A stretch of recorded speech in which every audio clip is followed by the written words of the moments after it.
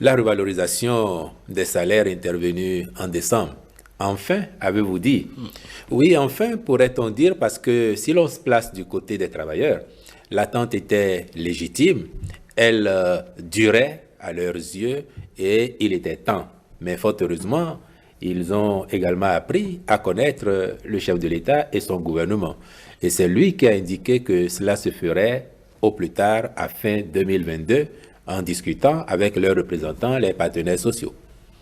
Et puis, effectivement, autour de fin décembre, alors que l'agenda institutionnel de la République a fait flotter de quelques jours l'annonce, certains d'entre eux en étaient à se demander s'ils auraient pu être roulés par le gouvernement, ce qui n'est pas de nos habitudes. Et puis, avec quelques jours de patience, chacun d'eux a compris pourquoi, non plus à fin novembre, mais plutôt fin première semaine de décembre, les annonces ont été faites. Et puis 2 semaines au plus après, chacun a pu constater sur sa fiche de paye que c'était une évidence et généralement, d'après les retours que l'on a, une évidence plus qu'heureuse parce que j'ai le sentiment, pour les témoignages que l'on a en dehors de quelques-uns, j'ai le sentiment que nos concitoyens, agents de l'État, dans leur ensemble, étaient largement satisfaits de la revalorisation intervenue, en tout cas de l'impact qu'ils ont ressenti sur leur fiche de paye. Et en cela, il faut insister pour rappeler que cette mesure représente tout de même 60 milliards de francs CFA et plus sur la masse salariale entendue annuellement, ce qui postule que chaque mois, c'est plus de 5 milliards de francs CFA supplémentaires que le gouvernement injecte dans les poches de ces travailleurs et, par conséquent, sur le marché.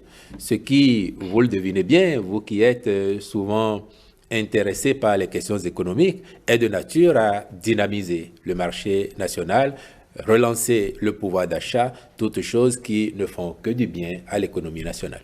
Le président Talon lui-même vous l'a indiqué dans son message sur l'état de la nation, c'est parce que cela a été planifié que le gouvernement sait que le pays est désormais capable de faire face à ces charges additionnelles que nous avons été aussi ambitieux dans la revalorisation intervenue. Et il ne s'agit pas de rechercher par des voies d'imposition nouvelles de quoi financer ce surcoût sur la masse salariale. Non, si nous avons attendu, c'est forcément parce que chacun l'aura compris, en instituant une politique de rigueur dans la gestion des finances publiques, en prenant le temps d'abord de régler ce qu'il appelle les préalables qui touchent à tout le monde, nous avons voulu faire une action cohérente. Et ensuite, maintenant, dégager les ressources qui nous permettent, sur la durée, de tenir cet engagement, parce qu'il faut bien en convenir. À partir du moment où c'est fait, cela rentre dans la rubrique des charges pérennes. Et rassurez-vous, le budget du Bénin, qui a travaillé pendant ces dernières années à se consolider, à devenir beaucoup plus résilient, ce budget, il est tout à fait aujourd'hui en capacité de faire face à ces nouvelles charges.